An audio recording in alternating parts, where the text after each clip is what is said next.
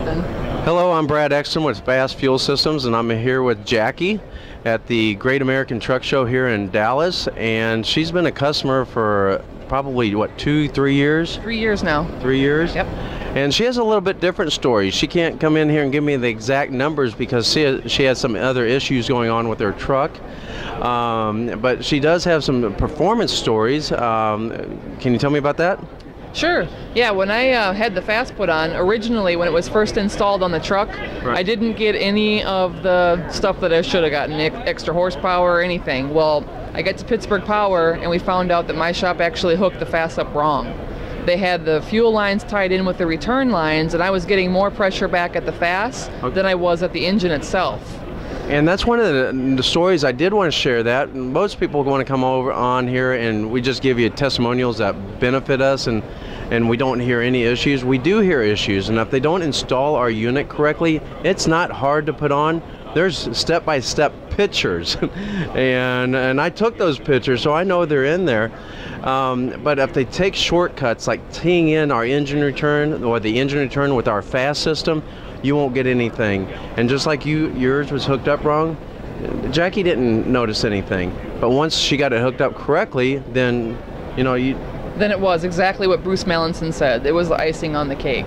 And then I even had an issue with my fuse holder later. I run in the snow and stuff, in the salt and stuff, so I got something inside the fuse holder. I don't even know how, but it was mounted behind the steer tire, so it's getting all the spray. Right. And I'm driving down the road, and all of a sudden I'm like, wait a minute, I just lost some performance off my pedal.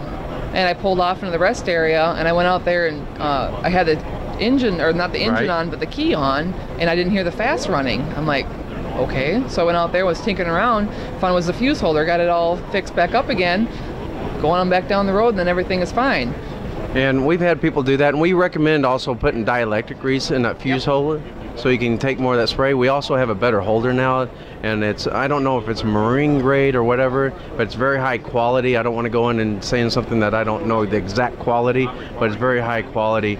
And we've heard that same story, not about the fuse quitting, but people just turning our pump off and then running it and seeing how it feels and plug it in, and they can feel a difference in power. And the thing is, when you're getting efficient power like that, if you're getting the power and you don't just abuse the power and you pull your foot out and do the same things, we usually see that 4/10 of a mile per gallon. We have some fleets getting 7/10, but we'd rather understate, go 4/10, and you get more and go from there. So do you have anything else? Well, another thing that the FASS really helped with was my algae problem. I had gotten algae this spring after the winter because I gelled I don't know how many times, and I had condensation in the tank, so I developed my own algae. Well, I was going down the road and it was almost like I was gelling up, but it was a fuel filter plug-in. So I go and I emptied out the fuel filter first into a clear jug. And that's what you showed me at the CMC, is that right? Yes, and the main fuel filter, there was nothing in that one. So I'm like, what's going on? I dumped the water separator out and it was full of black. All the algae got collected in that water separator, and it never went to the main fuel filter, but it was still enough to plug it up. So I just went ahead and put a new filter on, and back on down the road I went. So was it gelling up or was it plugging up? No, it was plugging up. It was algae, bad, but it felt like it was gelling, but it was 40 degrees outside, so there's no way it was gelling. I knew it had to be the fuel filter. Well, Jackie, again, I appreciate your business, and thank you for coming on to film with us and sharing your testimonial with us. Anytime, thank you. Yeah.